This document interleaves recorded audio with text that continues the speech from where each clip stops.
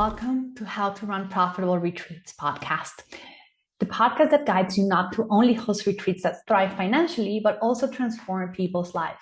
I'm your host, Lainey Cavazos, and each week I bring you the best strategies and personal insights to help you create retreat experiences that transform lives, both your clients and your own.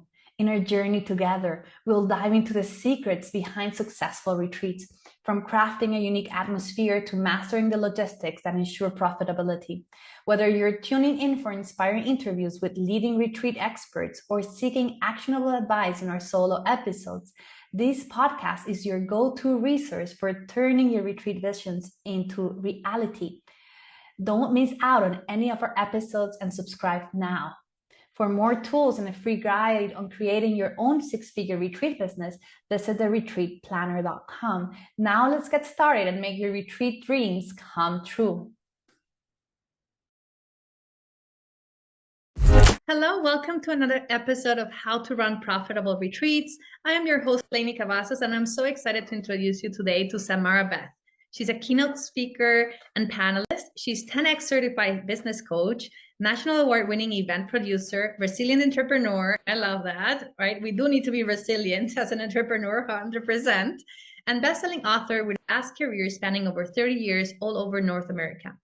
And she's a founder of Samara Beth & Co. And she has inspired and coached entrepreneurs through her W.I.N pillars. And we're going to be talking about that today. So stay on. To have the willpower to overcome life challenges, innovation to think extraordinarily, and network to make connections and build community. Samara Beth's journey, marked by resilience and adaptability, includes living in 13 cities and 30 homes, mostly as a military and expat spouse, while jumping over hurdles in her business and personal life. And her experiences have shaped her expertise. She builds supportive communities, multiple companies, and she gets to navigate life challenges by creating a village and never giving up. Samara, I know you have a super contagious energy, and I loved spending time and talking to you. We've been talking for quite a couple of weeks now, and this is absolutely amazing to be able to have you here so we can talk about the live experience, right? This is something that's so important for any of you listening that might be aspiring to host retreats, or maybe you have hosted some retreats, but they're not giving you the results that you're looking for. Think about it this way. If you could not run it as a business and it's just a hobby and you're just paying for your travel expenses, that is not a retreat business. Okay. So just bringing it out there. Let's be very transparent here. I want people to host retreats that are profitable, and the life experiences are so powerful in this space. Like 80% of women are currently seeking for transformation. That's huge. And 65% of people prefer to actually find about new products or services on live experiences. So get off the Zoom and start meeting people in person. Except we're on Zoom, so just not now. Oh, yes. After you finish listening to this episode. Samara, welcome. So much for being here. So, Samara, tell us a little bit about your W.I.N method and why live experiences. So my W.I.N method is really taking my life of resilience and overcoming major setbacks in life and traumas and creating something to help other people, but also tie in the fact that I've been producing events for 30 years.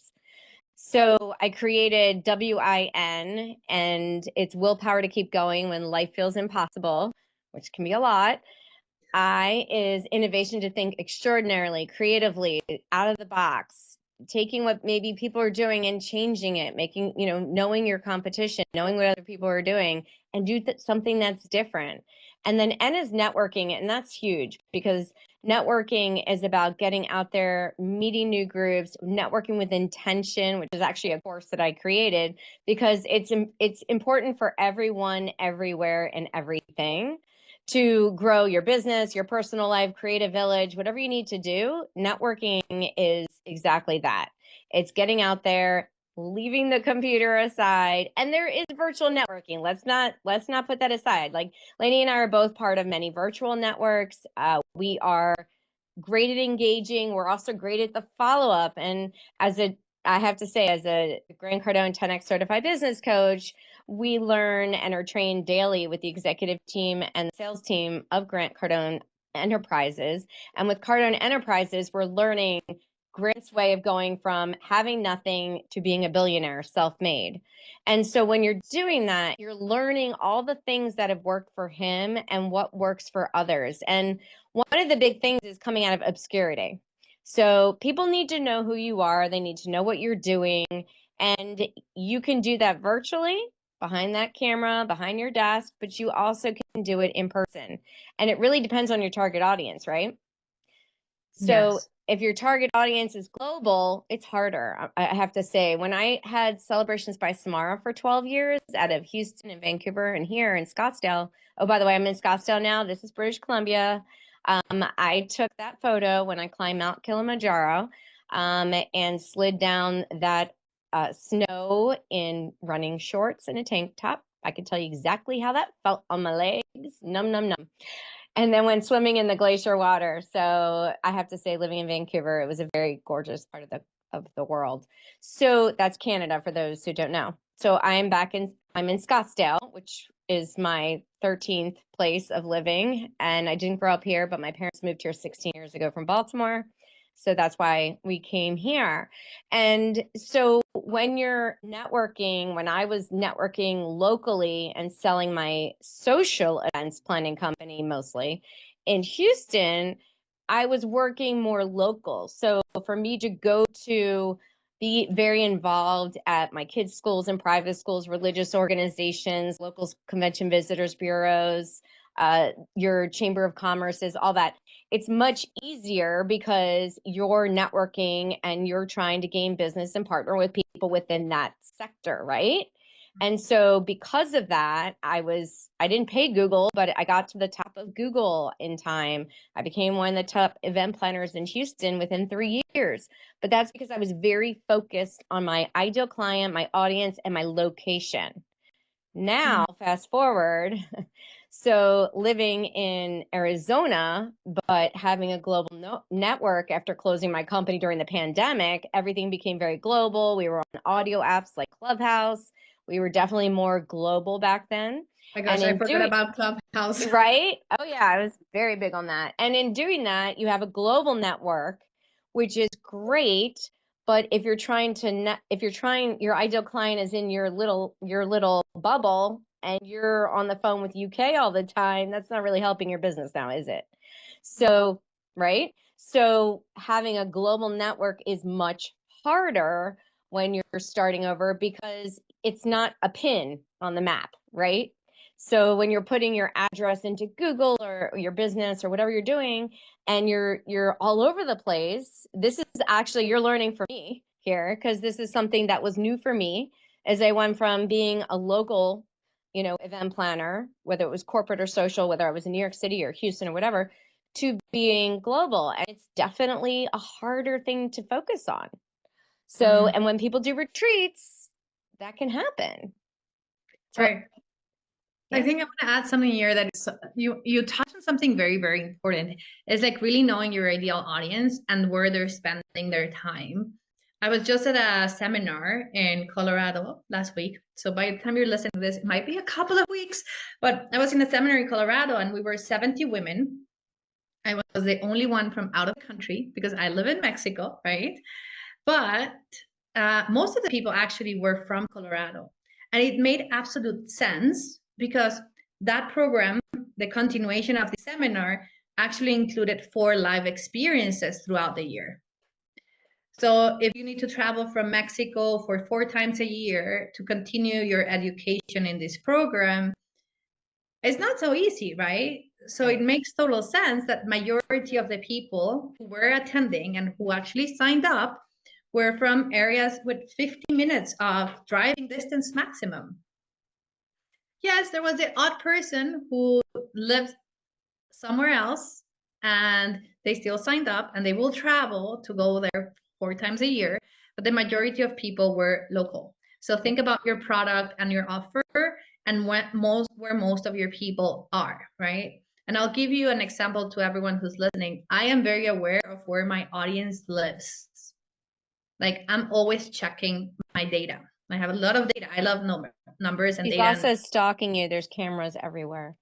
I have a lot of data. So I know most of the people in my audience for all my businesses, the majority, like 60% of my audience is actually on the East Coast. So I live in Mexico, but guess where I host most of my retreats? In Florida. Yes, in Florida, because it's an easy flight. And then still people who live on the West Coast, because that's the secondary market that I have, not too many in the middle, right? Then they will fly in. They'll take the flight. They'll get there because they really want to go there.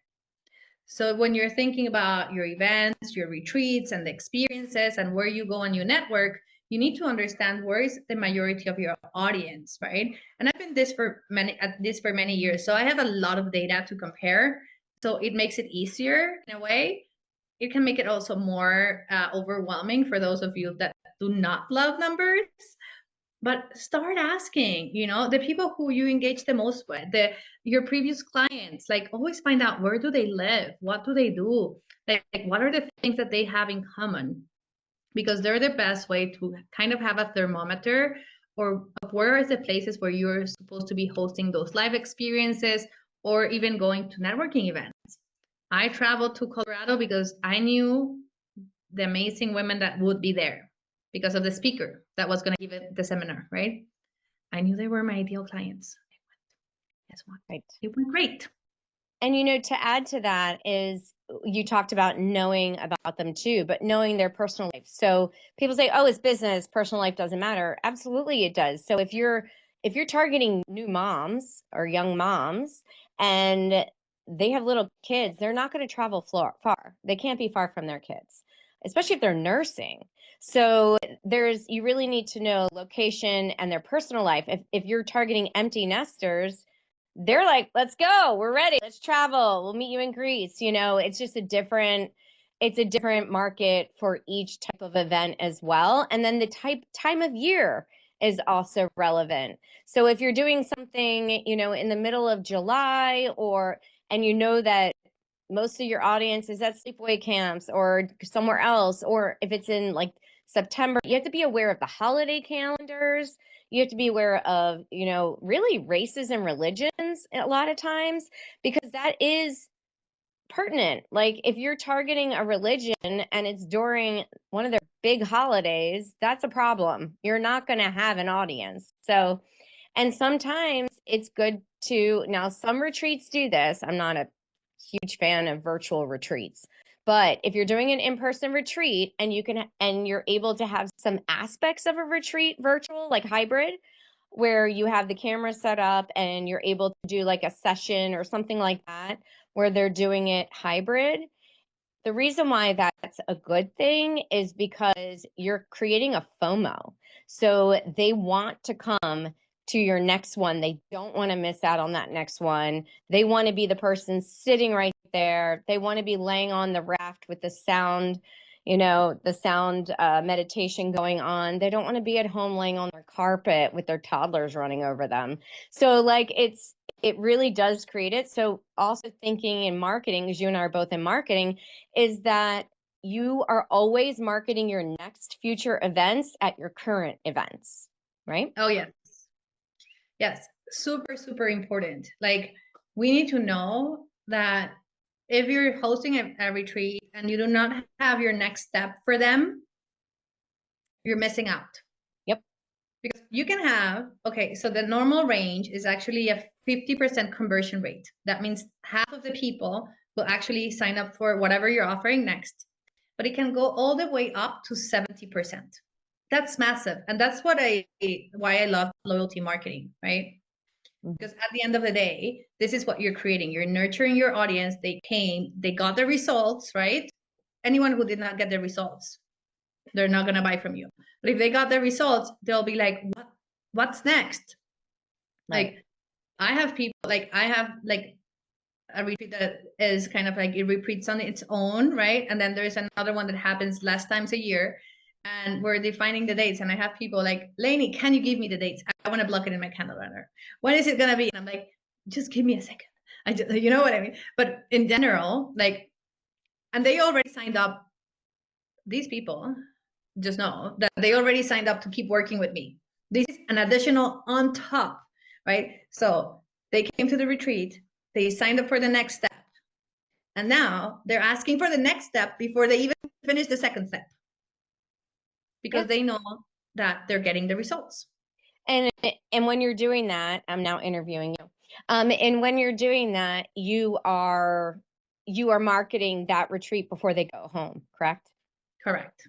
Yeah. So when you're doing, it doesn't have to be a retreat. It could be a retreat. It could be a workshop, mastermind, summit, conference even. But usually, or incentive travel, whatever it may be, you want to promote that event before everybody leaves. You don't need to have any details down except for maybe the city and the month. You could have the dates, but you don't have to put any money down, any deposits, none of that. You're pre-selling it. Just like when you're creating a book, you're pre-selling your book. When you create an event, you're pre-selling that event. And that way you know that you're not out money if it doesn't, sell you the way you want it to. Oh, yes. And I love that you bring this to the table. And I think something that is very important for me, and I'm super passionate about talking these days, is that there is a lot of like retreat coaches out there telling you that you're meant to lose money from your first couple of retreats. And I am a hell no. Hell no. You set up yourself for failure. First of all, from a mindset perspective, you're already allowing the possibility of you not profiting. And the second piece, right, for me is the part of like, if you were working for someone and you came with a project and you told them, hey, this is a project and we're going to lose money, would they say, yes, go ahead? Like, think about your boss. Could you pitch something like this and then just be like, oh, yes, we're losing money, like maybe $50,000. That sounds great, right? Super. So think about it from the space. We need to get ourselves in the mindset of running a business. Yes. And so this is where we could have a debate on it probably, but time is money. However, using your time in lieu of putting down money can save you money. So, for example, let's say you're creating the branding materials, like some of the marketing materials on Canva, and you're doing some assets and you're getting it out there and you're marketing it. You've got a landing page. Okay. You want to try to do as much as that you can internally on that, whether you have VAs or are able to do it yourself. But then you're pre-selling something. So if for some reason you hit a brick wall and you realize that you're not able to sell it out, and I've been doing some case studies on this myself, you miss research over here, in doing that, because go with the gut. Okay, so I'm big on the gut. If my gut's telling me this probably won't work because of the date or because of location or what it is or whatever, but I just want to throw it out there and try it, I'll do that.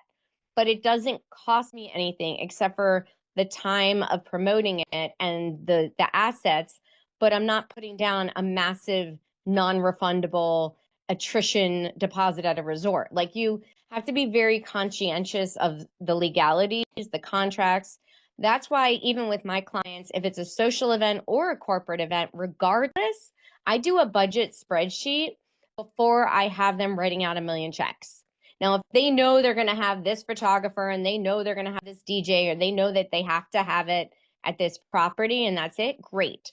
We'll put that in there. And if they choose to sign off on that, the liability is on them because my clients pay directly. I no longer internalize that money because then my company is liable with the cancellations and active wars and all that kind of stuff, right? So let's say they don't. Then they have a budget spreadsheet with all the add-ons, right? So you've got your audio visual, you have your rentals, you have registration, you have all these fees. And so the way I do it is at least they know what they're looking at. Before they send out a price point that says you need to pay $5,000 for this, but it's going to cost you $10,000, you just lost $5,000 a person. So people need to know their numbers. That's also a big Grant Cardone thing, but I mean, I said it even before. Know your numbers, know what things cost. And if you don't know where things cost because you don't plan these all the time, then you need to do that research up front and create that budget spreadsheet. Oh yes, pricing is very, very important, right? And it's not even about like, oh, I'm gonna budget it and I want to spend $1,000 on the photographer, right? Like, no. It's like how much does the photographer that you want cost? How much it is if you are in this space of like, I need to have a plan B, right? For example, let's say I want to host a retreat for 10 people and I want to bring a photographer and I want to pay this photographer $2,500, right? Because this is my dream photographer. So you can go ahead and have the budget, but then you want to have a plan B. And maybe that photographer is 1,500, right? Maybe they don't not have, like, they're still great, but maybe they do not have the name or something, right? So you can always, and I know there's contracts and whatnot, so your timeline needs to work, okay? So there's more things happening behind the scenes. But if suddenly this retreat for 10 people, you realize you're only going to have 6, you can go and be like, okay, so how can I switch? So then I reduce my costs. Right. As long as, you know, your contract and all these different pieces, right? So think about it, if it's a hotel and you have a room block, right? What's the contract? What's the information that's in on that room block? So maybe you don't have to pay for 10 rooms, but then you just pay for the rooms that you use. So understanding, right, how the numbers work and how you can use them to your favor, it's so important. Yeah, 100%. And if you're not sure how to negotiate contracts, this is part of what we teach, you know, you as well. Like we, as in you and me, we have that experience. People have experience with the legalities of things, what you can negotiate, what you can't touch. And that's not just with a hotel or a resort. That's the case with every vendor. And sometimes that you know, a lot of retreat planners are like, oh, but I'll get in-kind donations. So when you're getting in-kind donations, first of all, I am a strong proponent of a couple of things. Number one, you get what you pay for. Number two, be careful with those because you have to, it's giveth the receiveth it. You know, you can't expect for people to just keep giving you stuff and you give them nothing. That's not a good barter system. That's just taking. You know, you want to be a giver. And that to me has to do with every aspect of life. You know, donate your time, donate money, donate, give back, give back, give back. Because it will, I believe in instant karma, it will come back to you. It may not be instantly all the time, but it will come back to you. And if you have a photographer that you want to use, and I mean, I'm best friends with a lot of photographers. Did it stop on your thing or on both? It's okay. Okay. So when you have a photographer that you want to bring in and you're not providing them a room and you're having them pay for their room, like you just have to think about all those little things, right? Like they might be like, okay, I'll offer my photography services if you pay for my room. So think of some sort of bartering system if you don't want to budget certain things in. And then what happens in that particular case is if for some reason the retreat has to cancel, then you're not paying for a room and you're not out money too. But then you're out time. So it really is situational. But the point is that whenever you are working with collaborators, you also want to make sure it's a win-win all around and not just you taking or just you giving, right? Yeah, so I want to actually go a little bit deeper in this based on like some previous experiences and whatnot when it comes to photographers. I see a lot of people, like I see a lot of photographers offering to go to the retreat for free, and then they do the photography because they're looking to get into the retreat world, right? So they're like, well, what a great way if I go and, you know, I get to travel, they pay my expenses, I go, I take some pictures, and then that's it, right? So it's like a full exchange. You're paying for their hotel or, you know, the cost of the retreat, meals, transport, everything.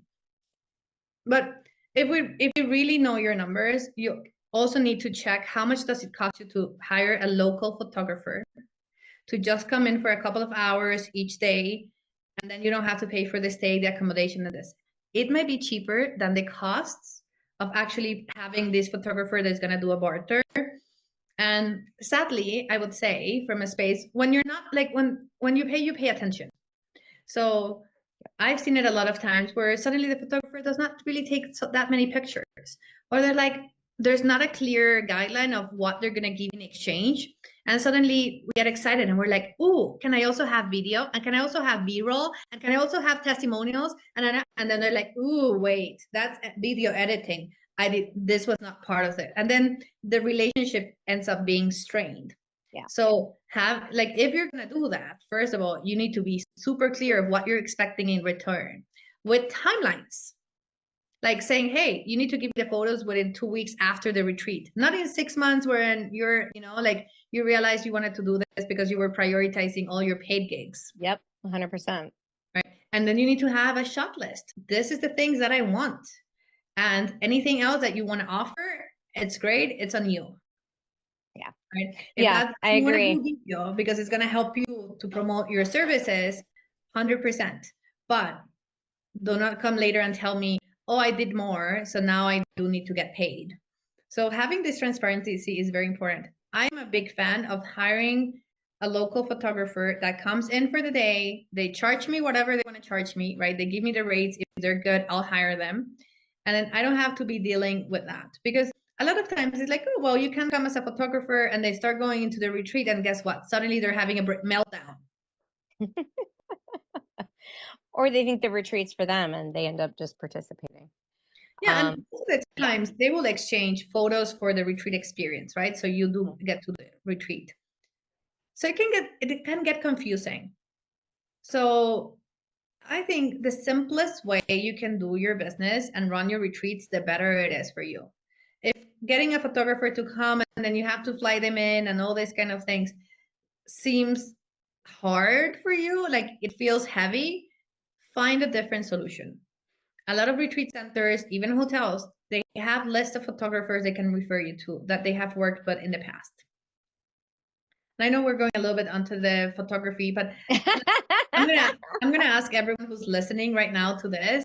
And it doesn't have to be a photographer. It could be a caterer. It could be any vendors, video. How it applies, to every single thing. I did once, well, more than once, very, very high-end retreats. So think about tens of thousands of dollars in budget, okay? Like for 10 people, right? So it's a different market. But anyway, I'm gonna say that. So for example, I used to hire these chefs, and then these chefs were super good, right? Like working for like princesses and princesses of Middle East in their houses in Europe and things like that. Okay, so super good chefs. But then what was the thing is they're like, okay, so this is my fee, and then I'll just give you the bills for anything I buy in the supermarket, because I want to make sure that I am, and it's great mindset from their side, right? They were like, and everyone told me this, they're like, I do not want to feel limited on the supports because I think I'm taking away from my profit, and then I'm buying the shitty olive oil. So I want to do it separately. I know this is the money I'm going to get. It's not going to be touched by the expenses of the food. But it's very hard to budget how much money they're going to spend in the supermarket. It's almost impossible.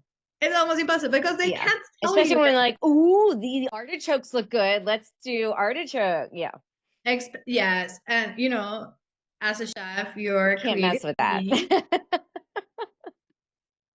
So that is very hard to budget. So if you do not want to get through that, you want to hire a place that already includes meals and they charge you per person, and you choose the menu, and then that's it, right? And you don't worry about that.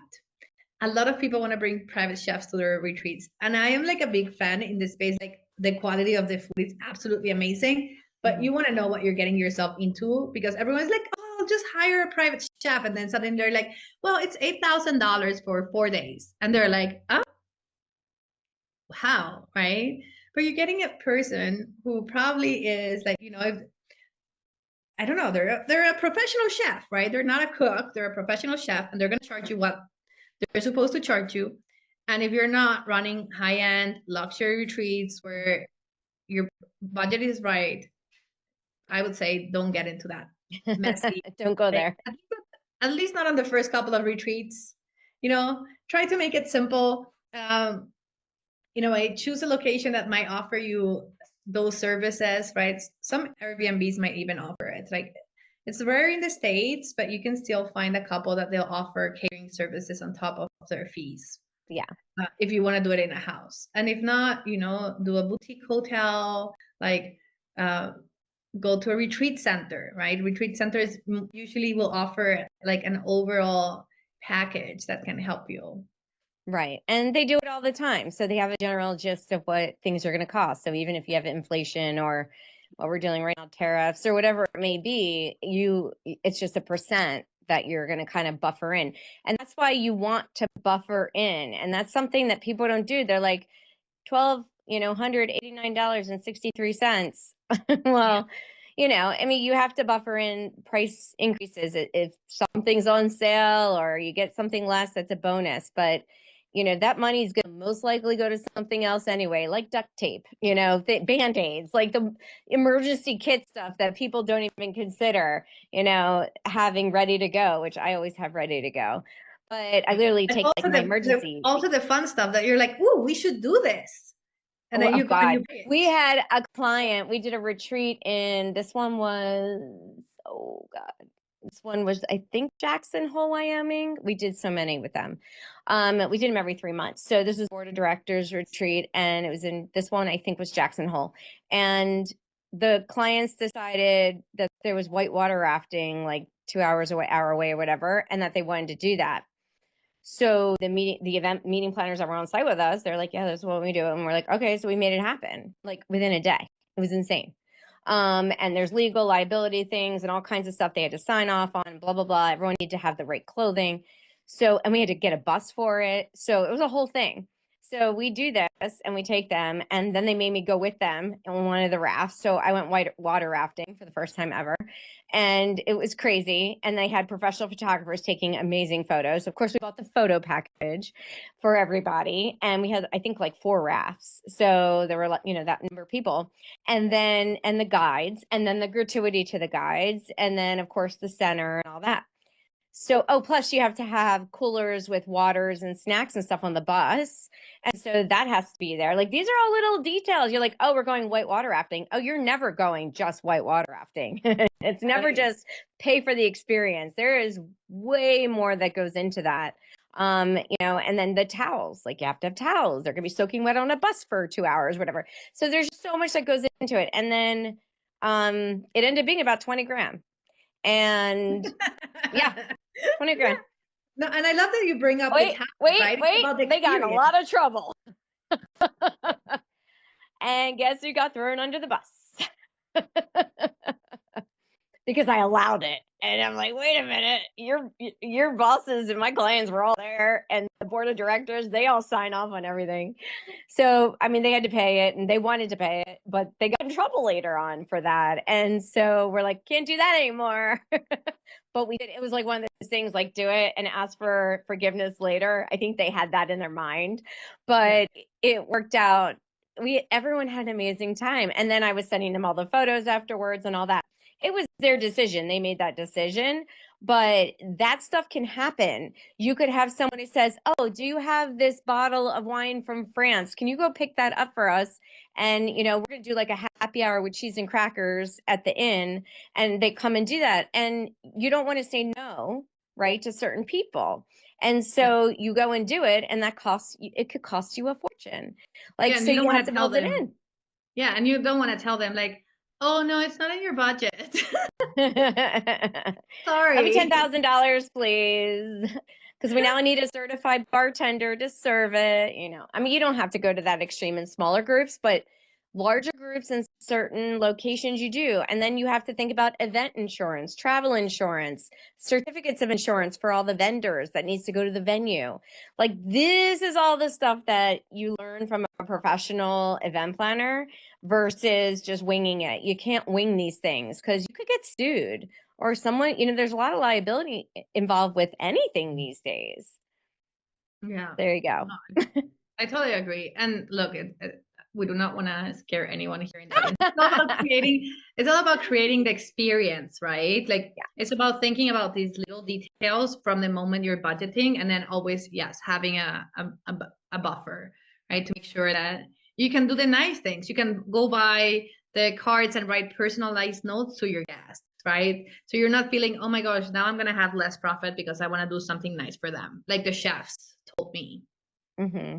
So it's basically about preparing yourself for the future. Yeah. And pillow gifts are really nice so that, and really I teach that that it starts with registration. So when someone registers for your event or retreat, they get something delivered to their home, and then it kind of goes from there. They're getting little surprises, and then you could do that. You can sprinkle them throughout the event itself. I've done many incentive travels where we had pillow gifts, whether it was a beach towel with the logo on it, or incense, or a spray, like a bed spray, or hats if they're going to go to the beach, bucket hats or whatever. Like, you just kind of do it throughout the process, and know that you can't just go into your guests' rooms unless you're in like an Airbnb.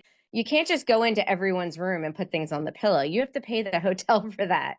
So you have, room blocks and room drops and things like that, and different options for that. Yeah. But it is part of that experience. And so when I teach my Win Your Brand, the Power of Event experience, it's about using your five senses. It's about all these fun ideas to sprinkle in throughout the entire thing, using your taste and your smell, your hearing, the sound, all that. So, and it's not just retreats. We do that with team building. We do that with other events. So it's what makes it memorable. It's what makes it special. It's what they come home and tell their families about, that night, even if it's just a night. So. Yeah, I remember when we did this conference for 400 people in Jordan, right? And we had three different hotels. 4 with the one where we did the party. That one no one stayed at. But we had 3 different hotels, right? So they were all different. And then different departments were staying in different hotels. So we had the W hotel was for the marketing and sales people. Then the Marriott was for finance. And then the other one was for customer insights and something else, right? So we had room drops, but every hotel had different room drops. You mean based price on the brand points of the hotel, right? Mm-hmm. So we had the W hotel, and everyone the first day they got a mini cake with a superhero with a card where they photoshopped their pictures into the superhero. Yeah. And it's like, you can do it because like the whole thing was like all about like do it now. Like, yeah. But at the hotel where I was staying, we were in Jordan, and the strawberries in Jordan are absolutely amazing. So the room drop was actually covered in chocolate strawberries, right? So one day was food, another day it was like a box of dates, right? We had people traveling from all over the world for this conference. Mm-hmm. So it's not like dates were like a regular thing they had every day, right? But we had like the super fancy dates that we brought from Dubai, right? I love dates. You're making me hungry. I love dates. I'm envisioning it. I'm tasting it. I'm feeling the ripples. So yes, I'm like, yes, give me some strawberries, please. And then last thing I want to share here for all of you listening, and please know that, as events, you can be doing events whatever size you want and whatever scale. So these are just examples from when we've done things a little bit more on like, let's call it a larger scale or higher budget or whatever you want to do. But think about it as an example of how would that apply for myself. So we got the news that the king of Jordan was going to come to our event to open up the okay. And we needed then suddenly a podium. At the end, the king did not show up, neither the queen, but they sent an ambassador or someone very in the diplomatic space. Something happened, and then he couldn't show up. No rose petals had to be spread as he walked down the aisle. But then we needed a teleprompter, and there were only like 2 teleprompters in Jordan. One for all of Jordan.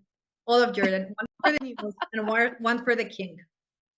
So we had to fly in a teleprompter and someone to manage the teleprompter from Dubai. It was $15,000 for a person to come and just like switch the thing. And then, it was never even kind of like used. Like, she was great because then she started like managing like people's presentation and whatnot. So it was totally worth it. But $15,000 on top of everything, just because suddenly we needed a teleprompter. And we didn't only just need a teleprompter, right? We needed security checks. We needed to up the security. There has to be like, there had to be a drill.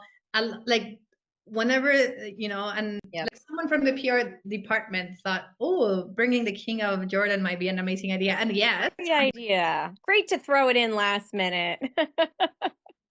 yes, we found out 2 days before the conference was starting. Well, and it's not our job to complain about it. It's our job to make it happen no matter what it takes. And and we usually lose a lot of hair from that, but our hair's thinning out a little bit. But it tells a good story, doesn't it?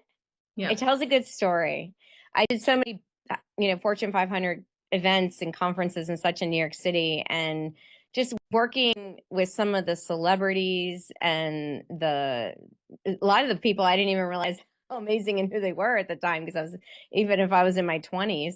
But even we used to do celebrity bus tours that were surprises to the guests. And so we've had like Al Roker and a lot of, the mayor, former mayor, and that kind of thing of New York. Well, one year we had Ivana Trump, not Ivanka, Ivana, Donald Trump's ex-wife. And they were divorced. And so she came on, she was in all red with her big pearls and her elegant hair up. And I'm in my 20s at the time, I think. And so she comes on and does this surprise tour. Like, they have no idea. Like, we're like, oh, you never know who you're going to see in New York City. And then the bus pulls up, and then all of a sudden a celebrity will walk on the bus, and everyone's like, oh my God. And it's really fun. And then they give that tour based on their life in the city. So they're personalizing it. And I'm sitting in the front and I'm making sure everything's perfect and all this stuff, just sitting there doing and listening. And so she comes and she sits down during a break and she says to me, did I do okay? And I'm like, you're Ivana Trump. Like, you're asking me, I'm like a pipsqueak to you. Like, you're asking me if you did okay. Of course you did okay. It doesn't matter what you say. But that's the thing, is it shows that, even people who are celebrities or kings or queens or presidents or whatever, they get insecure too. They aren't 100% sure what they're doing all the time, and you have to be there to support them as well. So when you have special guests coming in, they could be with, whether it's a meditation expert or an ice sculpture artist or whatever, it doesn't matter. They might be out of their own element, so you want to make them feel just as comfortable as your participants. And so that's also equally important to me, is to make sure that my creative partners, or vendors as many call them, that they feel as comfortable. And I'm very big on paperwork. I do outlines from like every second, like minute by minute, from load in to load out for an event. If it's a retreat, it's a different story, obviously, but still, like, everything, making sure that you have your checklists, your packages, all the stuff that you need. Like I said, duct tape. I have duct taped more pairs of pants than I can tell you. I love There this. was one time we were doing an event at the Palm Restaurant in Houston, and one of the guys, his pants split, his suit pants. And so he's panicking and he's in the restroom, and he sends a guy out to be like, go find the wedding planner or event planner or whatever. And so they go and find me. I'm like, I got it. So I ran to my car because I have my emergency kit with everything you think you could possibly need, until you end up adding more stuff later. Every time you do an event, you're like, I'm going to have this just in case that happens again or ever happens. So I brought out the duct tape and pair of scissors, and I said, have him take his pants off. Have him take his pants off, duct tape the inside of the pants, but the sticky side down. You have to preface that. And then put them back on, and hopefully make sure it's sticking. And he did. He told everybody. Like, it was supposed to be like he was so embarrassed. It was such a secret. He told everyone, oh my God, the event planner is amazing. She taught me how to duct tape my pants together. And it was like, the poor guy sat down and his pants completely split. But that's the thing, is like, you got to be ready for everything, and you have to be really creative and on it. And there's times you're going to do the dumbest stuff.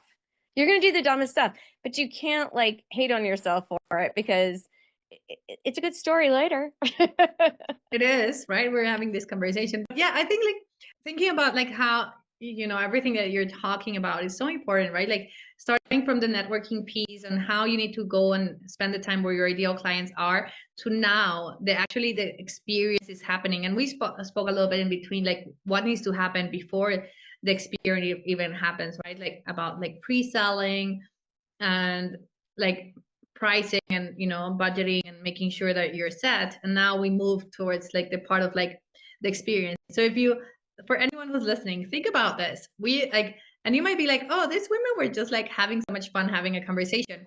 But we actually took you through a whole customer journey from the moment of getting the client, where is that client spending time, to then thinking about how can I pre-sell them.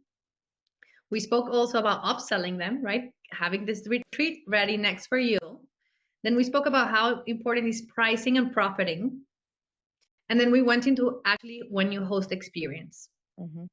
So we actually have taken you through a whole customer journey just in this conversation. Ask yourself, how can I apply this at the level and the size that I am currently at? Because this is important. You might not need to be running extra security checks because the King of Jordan is coming, but who knows?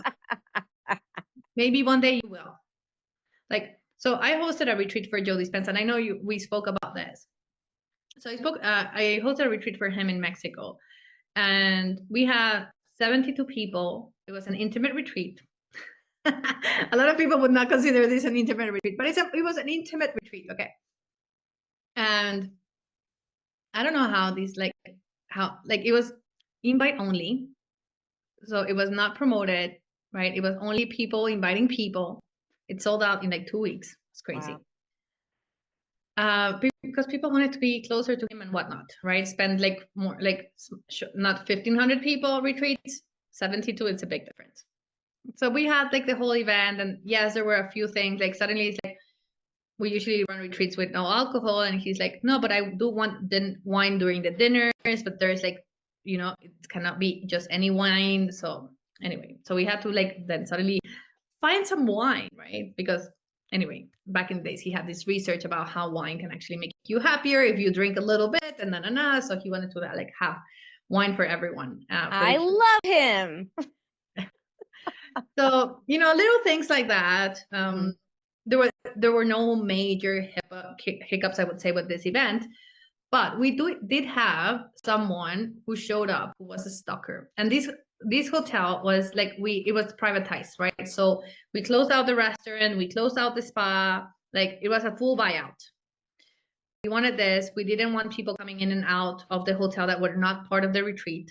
The only people coming in and out were the people staying at other hotels that were coming to the retreat. Mm-hmm. So close those doors, imagine the hotel is not open to the public. And then suddenly there's this woman outside. And I'm staying in a hotel a block away. She's not part of your She's group. not part of the retreat. She did not buy a ticket. And I'm staying in a hotel just a block away because like, yeah, I also wanted to have my space and not be inside of, inside of the main hotel. So, but I didn't want to be on the other ones. So I was just like, near one. And like she stayed there while it was raining, and people started coming to me and being like, hey Lainey, there is this woman who wants to talk to him. And I said like, no. And they're like, yeah, but she's looking for him. And I said like, well, just sorry, this is a private event that you do not know who's inside. Right. That's not possible, right? So I never went out to talk to her. I just like, there was a security team, right? So I was like, the security team will handle this. Because at some point, if I went out, then it will become personal. It's more like, this person is not letting me, rather than this is not possible, right? It's part of the rules and whatnot. So anyway, long story short, I don't know how she found out the name of a business partner that was there. It turned out she was staying in the same hotel I was. I knew who she was, okay? But she was staying. So the last day of the retreat, I am walking from my car, I think back to the hotel or something. I came for a break. And then she just walks in through me and she's like, do you know Kat? And I'm like, no, of course I knew Kat. And I do not like to lie. I hate it. But I was like, she was looking for her to see if she could get in. But it was like, it was not cool at all, right? Because And I understand a lot of people might be like, well, but he should just go talk to him. But she was saying like crazy things like, he has all my power. I need him so he can give me more power. And like, it was like on the, when you like how kind of like when you see cults and people just being like, this is my God.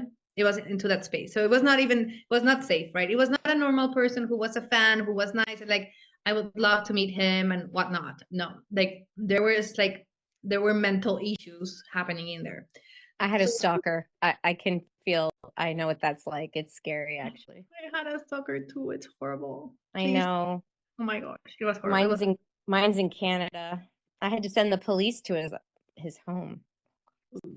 yeah, I had a stalker Yeah. for like a year. Oh, Let's not yeah. call any.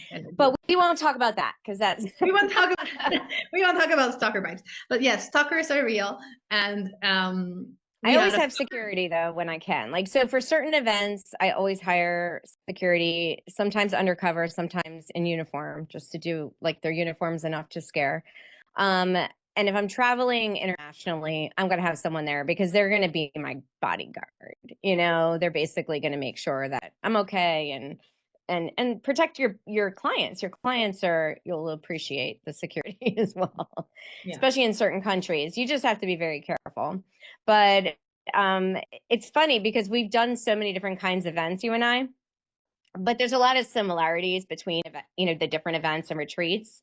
And so you're going to learn a lot. You're going to laugh a lot. You're going to screw up a lot. You're going to waste money and spend money, and then you're going to make money too. And it really have to have passion for it. And that's where the willpower to keep going comes in, because there's going to be so many things that are going to happen, from wars to, different, internally or externally, to recessions or inflation to whatever. There's going to be fires, there's going to be hurricanes, there's going to be haboobs, which we have in Arizona. And dietary requirements.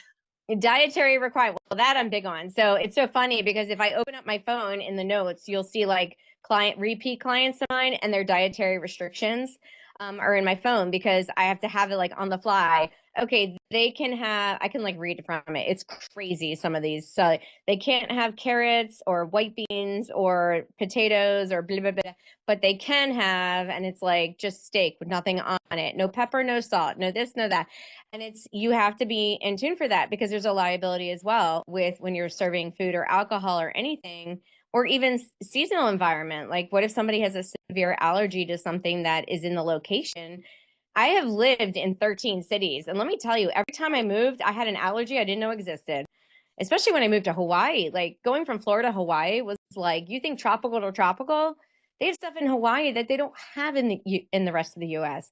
And Right. so I picked up so many allergens there. And then when I moved to Canada, I picked up a whole slew of new ones there. So some people, like my kids, if you bring them to certain environments, their cheeks would get really red and really hard. And it was scary sometimes. I'm like, what's happening here? But people's bodies react to different environments. And if you're in a high altitude, but you're not used to it, going to Colorado, going to certain So yeah, places. you get dehydrated. Yes, yes. I live in Arizona. I live in a desert. Water, water, water. You cannot skimp on water. But I you love don't it. want to go to, a city where you could get Montezuma's revenge or something if you drink the water. So like you have to know what is safe, what's not safe, and just know where the medical centers are, have those emergency numbers, have your guests emergency contacts. Like just be ready for anything and everything, and then you can focus more on the enjoyable because you're ready. Right. I love this. So Samara, if people want to reach out to you and get to contact with you, what's the best way? Well, I can tell you how my stalkers do it. Um, God, I'm gonna pee my pants. Okay, so what I could say, see, Lainey and I are like we could like be on the phone forever. I don't even Yeah. remember the stuff we talk while you're recording for a podcast versus the hours that we talk on Zoom, anyways. But they can find me. My website is samarabeth.com. So that's SAM as in Mary, ARA, B as in boy, ETH.com. And there they can find all my information. But please follow me. I'm on LinkedIn as Samara Hurley, Hurley. And then I'm also on Instagram as Samara Beth and Co. And Facebook, you can find me there as well. Samara Beth and Company is actually my business Facebook. So yeah, find me. Let's talk and get on the phone and see how we can win together. Oh, thank you so much, Samara. And thank you so much for everyone listening to this episode. And I'll see you next week. Bye. Wow, what a great episode. If you like our podcast, How to Run Profitable Retreats, leave us a review and share it with a friend.